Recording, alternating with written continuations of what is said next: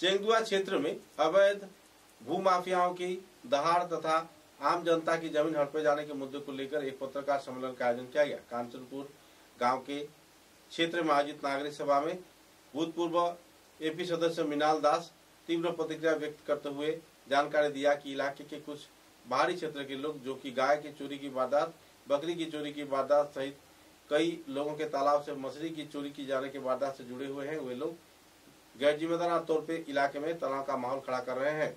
आश्रम रोड के अरविंद दास व उनके सहयोगी शुक्र दास, तीर्थ दास, सुब्रत दास सहित दूसरे कुछ लोग इलाके में लोगों की जमीन जबरन दखल कर फर्जी कागजात के जरिए तनाव की माहौल खड़ा कर रहे हैं और तो और मंत्री कौशिक राय के नाम भी इसमें जुड़वा रहे हैं।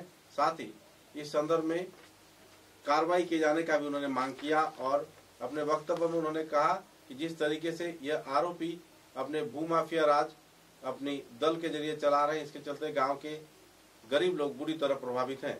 फर्जी कागजात दिखाकर हर एक क्षेत्र में जमीन हड़पने की प्रयास किया जा रहा है। जीपी सभापति अनुराधा दास को अपने साथ लेकर उनको नाम भी इस वारदात में शामिल कर रहे हैं, जिसके चलते उनकी छवि पूरे समाज में बिगड़ रही है। हाल ही में परिवार सदस्यों द्वारा इस संदर्भ में अनुराधा दास को शामिल किया गया था, लेकिन बाद में बातचीत के बाद पता चला कि अनुराधा दास तथा मंत्री कौशिक राय को इस संदर्भ में कुछ जानकारी ही नहीं है। आरोपी अरविंद दास तथा उसके पूरे समूह गिरोह गैर जिम्मेदार तौर पर कई मामले में अभी भी फरार हैं और उनके खिलाफ कानूनी कार्रवाई भी चल रही है। जल्द से जल्द पुलिस सुपर तथा मुख्यमंत्री से संपर्क कर गरीब लोगों को अपना न्यायिक इंसाफ दिए जाने के लिए भी उन्होंने लोगों से मांग किया और हर प्रकार की सहयोगिता बरकरार रखे जाने के लिए भी लोगों से अपील किए।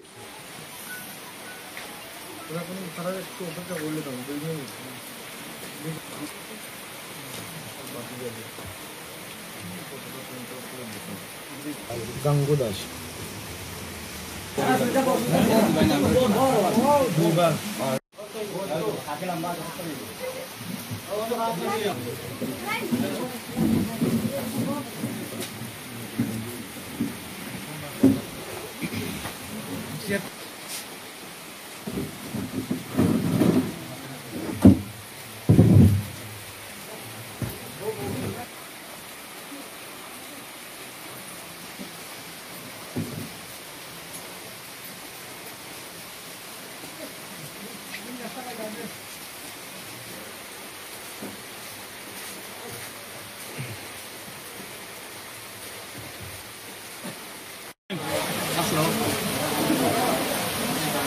আমার যে অভিযোগ উঠেছে যারা উঠিয়েছে তাদেরকেও আমি চিনি না বা সেই ফিশারিও বা কোথায় সেটাও আমি জানি না।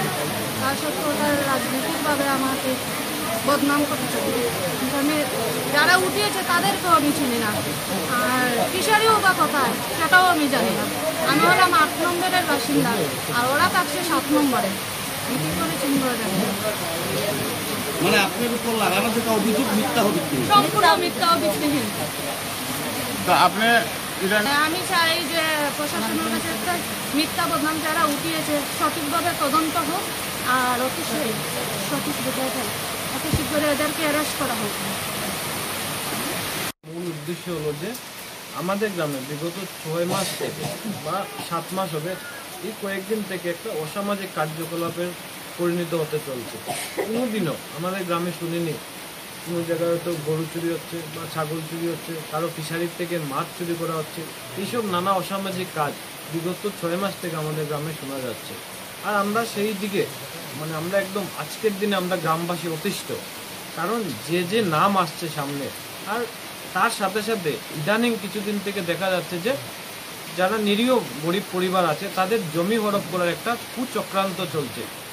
ধরে নিন যে তার ভাতিজির যদি সম্পদ থাকে কাকার নামে কোনো একটা ভুয়ো রসিদ বানিয়ে বা ভুয়ো কোনো কাগজ বানিয়ে শিলচর থেকে শুরু করে বিভিন্ন শহরের শিলচর শহরের মানুষ সহ আমাদের গ্রামের 2-3 জন মানুষ আছে, পার্টিকুলার 2-3 জন মানুষ, ওদের সাথে পূর্ণ সহযোগিতা করে একটা প্রি প্ল্যান করে মানুষের গরিব অসহায় পরিবারের জায়গা হড়প করার একটা চক্রান্ত চলছে। আর ওরা যেখানে গিয়ে এইগুলা করছে, করার পর গ্রামবাসীর তরফ থেকে যদি প্রতিবাদ করা হয় তারপরে মিথ্যা মামলা মিথ্যা অপবাদ দিয়ে এগুলোকে দমন করার চেষ্টা চলছে। আমরা আজকের দিনে অত্যন্ত দুঃখিত আর উদ্বেগজনক যে আমাদের গ্রামে সেটা বন্ধ হওয়ার জন্য আমরা আজকের দিনে প্রশাসনের কাছে খুব শীঘ্রই এই ব্যাপারে আমরা গ্রামবাসীর তরফ থেকে যাব, আগামীকালকে যাব।